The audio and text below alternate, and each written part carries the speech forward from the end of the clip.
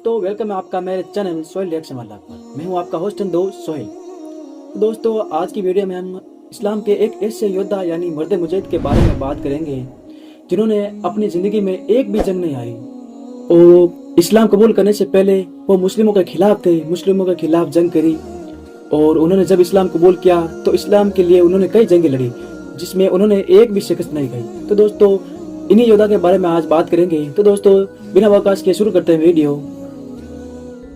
दोस्तों आपने आज तक इतिहास की किताबों में कई वीर योद्धाओं के बारे में पढ़ा होगा, लेकिन आज की इस वीडियो में मैं आपको ऐसे मुस्लिम योद्धा के बारे में बताने जा रहा हूं जो इस्लाम धर्म को अपनाने से पहले तो मुस्लिमों का सबसे बड़ा दुश्मन हुआ करता था, लेकिन इस्लाम धर्म अपनाने के बाद वह मुस्लिमों का सबसे बड़ा हीरो बन गया।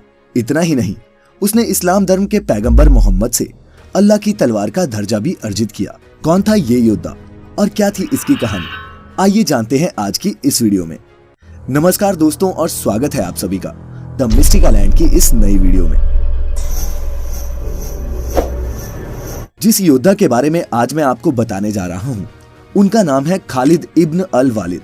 खालिद इब्न अल वालिद का जन्म 592 ईस्वी में अरब में हुआ था।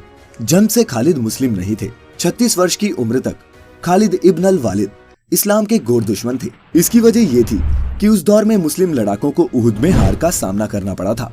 फिर 628 ईस्वी में इस्लाम धर्म और कुरान से प्रभावित होकर खालिद इब्न अल वालिद ने इस्लाम को स्वीकार कर लिया।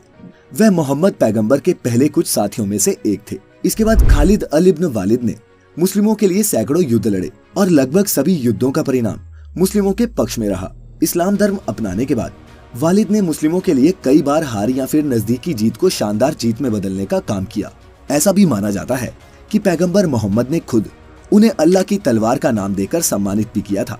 अगर इस्लामिक लड़ाई यानी कि युद्ध की बात की जाए तो खालिद इब्न अल वालिद का नाम इस्लामी योद्धाओं के इतिहास में सबसे पहले आता है, क्योंकि खालिद इब्न अल वालिद युद्ध के सभी कौशल में इतने निपुण थे कि उनको देखते ही दुश्मन फौज के छक्के छूट जाते थे। और तो और ऐसा भी माना जाता है कि वह पहले और अंतिम ऐसे योद्धा हुए जिन्होंने अपनी जिंदगी में एक भी जंग नहीं हारी।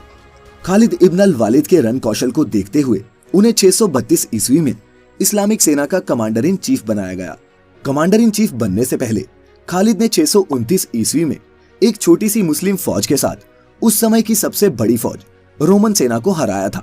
इस लड़ाई को मुता की लड़ाई के नाम से जाना जाता है। इसके बाद फिर अप्रैल 633 के चेंज की लड़ाई में भी खालिद ने फारसी हुकूमत के खिलाफ पहली लड़ाई लड़ी और उसमें भी उन्होंने विजय हासिल की। इस जंग के एक महीने बाद फारसियों ने बिन वालिद के खिलाफ जंग का ऐलान कर दिया, मगर उस जंग में भी फारसियों को हार का सामना करना पड़ा। इतिहास में इस लड़ाई को बलाजा की लड़ाई के नाम से जाना जाता है। फिर खालिद ने उसी साल उल्लेश की लड़ाई और जुमाइल की लड़ाई में फारसी हुकूमत को हराकर मेसोपोटामिया से इराक तक फतेह हासिल की और वहां पर भी इस्लाम धर्म को स्थापित किया।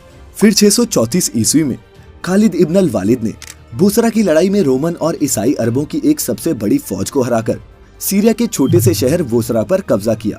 उसी वर्ष जुलाई की लड़ाई में मुस्लिम फौज ने फिर खालिद इब्न अल वालिद के नेतृत्व में रोमन कमांडर हरक्यूलिस पर भी फतेह हासिल की।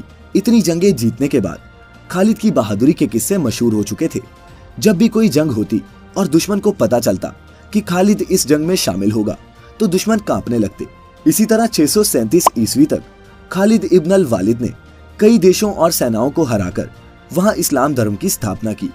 सैकड़ों युद्ध लड़ने के बाद 638 ईस्वी में खालिद इब्न अल वालिद को सेना के नियमानुसार सेना से निवृत्त कर दिया गया और उसके 4 साल बाद यानी कि 642 ईस्वी में उनका अपने ही घर में निधन हो गया। निधन के बाद उनको उनके घर में ही दफनाया गया, जो आज के सीरिया में होम्स प्रांत में है। यहाँ आज भी मस्जिद खालिद इब्न अल वालिद बनी हुई है। यही वजह थी अपने अंतिम समय में खालिद इब्न अल वालिद कहा करते थे कि मैंने सैकड़ों युद्ध लड़े और फतेह भी हासिल की, लेकिन फिर भी मैं खुद को बदनसीब ही मानता हूँ, क्योंकि मुझे जंग मैदान में शहादत नसीब नहीं हुई। शहादत तो उन्हें नहीं मिली, लेकिन अपना नाम वो इस्लाम और इतिहास के पन्नों में हमेशा हमेशा के लिए लिखने में कामयाब हुए। दोस्तों आप खालिद इब्न अल वालिद के बारे में क्या सोचते हैं, नीचे कमेंट्स करके हमें जरूर बताएं। साथ ही अगर ये वीडियो पसंद आई हो तो इसे ज्यादा से ज्यादा लाइक और शेयर करें। सब्सक्राइब करें the mystical land YouTube channel ऐसी सभी इंटरेस्टिंग वीडियोस के लिए।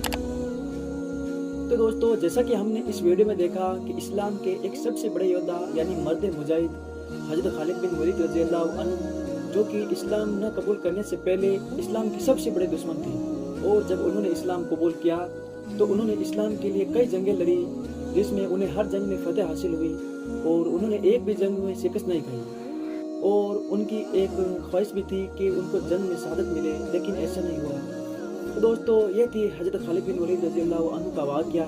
तो दोस्तों, ऐसे वीडियो के लिए आप मेरे चैनल पर बने रहिए। मैं लेता हूँ आपसे विदा, फिर मिलते हैं ऐसे वीडियो पर। अभी के लिए बाय बाय।